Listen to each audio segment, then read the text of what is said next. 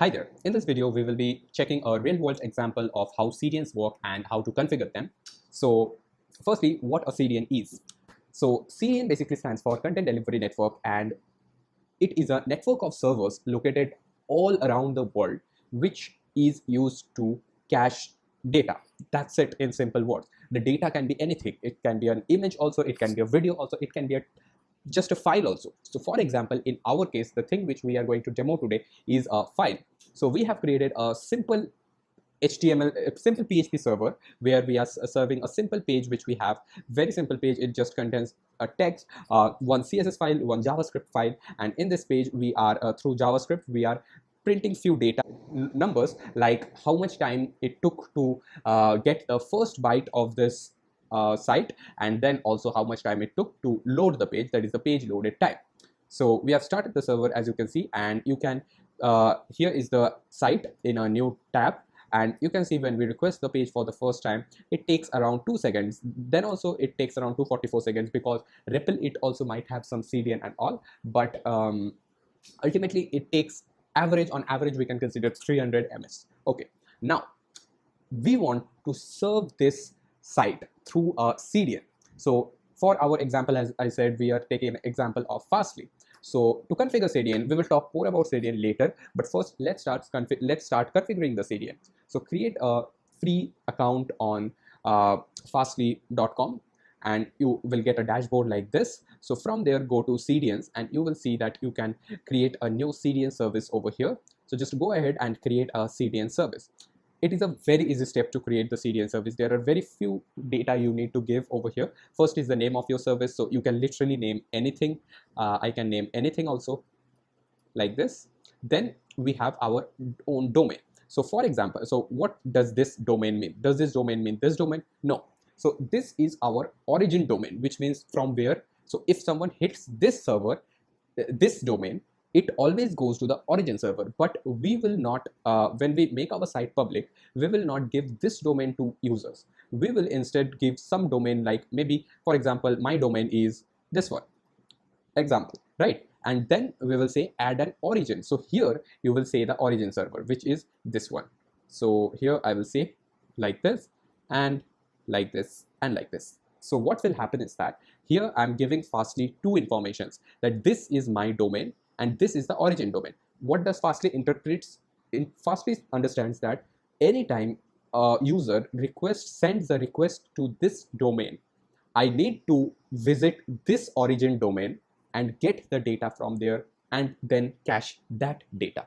As simple as that. But how will Fastly know? Like, how will you, whenever someone requests to this domain, how will Fastly know that someone has requested to this domain? So for that, you have to configure your domain. So you can just refer to the documentation. Maybe we will do that later. But for now, Fastly provides you a very convenient way to test your feature, which is this one. So you can add domain over here which ends with global.ssl.fastly.net. This subdomain is already authenticated, already configured with Fastly, and here you can write anything. So for example, I'm writing something like this. So now this is my domain. So now what will happen is that whenever I visit this one, it should go to this site. So it is not yet configured, so that's why it is saying that okay, I'm not able to serve it. But yeah, let's configure it first. So this is done, everything is done, and that's it. It's that much simple. Now click on activate, and it will now start propagating this data that okay, I need to serve it. So it's now loading, and as you can see, it's already configured. We have saved your version and it's deploying across Fastly's network. Check out in a minute or less, but generally it's instantly present. So now let's go and see how it looks. And okay, it's not done yet, I think. Okay, let's wait.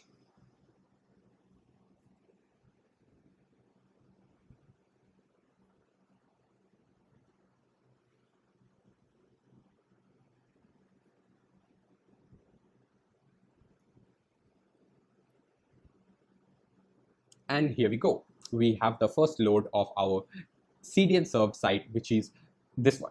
But you might say that okay, the first byte has even increased from the greatest time this takes. Like it took around 1 second for the first time. but it took 2 seconds. Why? So the reason is, the first, when you request this one, your request directly goes to the origin server. But in this case, when you request it for the first time, if you think about it, it goes through something called as server hopping. So I request it from India, suppose in India, in West Bengal. I am requesting my closest Fastly's or server, CDN server, which is, for example, present in Delhi. So I'm requesting over there and saying that, do you have this cached data? It's saying that, no, I don't have it. Let me request to my nearest next server, which is closer to the origin server. It then requests to that server, and like that, it hops on and reaches the origin server, which then provides this actual data, and which is then again returned through the same path, and all the servers lying in that path are populated with that cached data. So you can see quite a few things are done in this procedure, and that's why the overall time is a little bit more than the normal time. But if you refresh the next time, you will see how fast it is, just 44 milliseconds, and that's it. And if you refresh as many times, just go about it, it's never over 100 milliseconds. That's because it's being served as just a file, cached file from our nearest CDN server. So how can you now know that this one is not served from CDN, but this one is served from CDN? How will you know? So for that, what you have to do is that you can go to inspect and you can go to network. For this also, let's go to inspect and network and go to all over here like this. And for this one, so this is the origin domain. Refresh this and open the main request. In the response header, you will see that there is no caching headers present. So it's expowered by xrobot tags and things like this, but no caching header. But now if we check this one, if you refresh and open this one, you will see a header called xcache, which is saying hit, which means it has hit the cache. This is served from the cache. But if it says miss, which will mean that it has missed the cache and it is served from the origin server. And also it will say that how many times the cache has been hit. So it's 3 times because we have refreshed 3 times. If you refresh again and now see, it will be this one, 4. That's it. And then another very important header is this one, which is x served by. Using this, you can see that from where your cache was served. So we can see that the cache was served from DEL, which means Delhi. So it's the CDN server, Fastly CDN server nearest to me, and therefore it's being served from Delhi. And that's all about how you configure CDN and all. In the next video, we will see how CDN cache purge works, because you must have guessed till now that this is cached in my Delhi server, right? So what happens if we change something over here? For example, we change this to T, and then maybe we stop the server and rerun the server. You will see that over here we have T, something like this, but over here we still have T, because the version is cached and it's being served from my nearest server. So when will this be T? Will we wait for the cache to expire, which might be 1 day, 2 days, as much as it is set, or what? That exactly we will check in the next video. Thank you.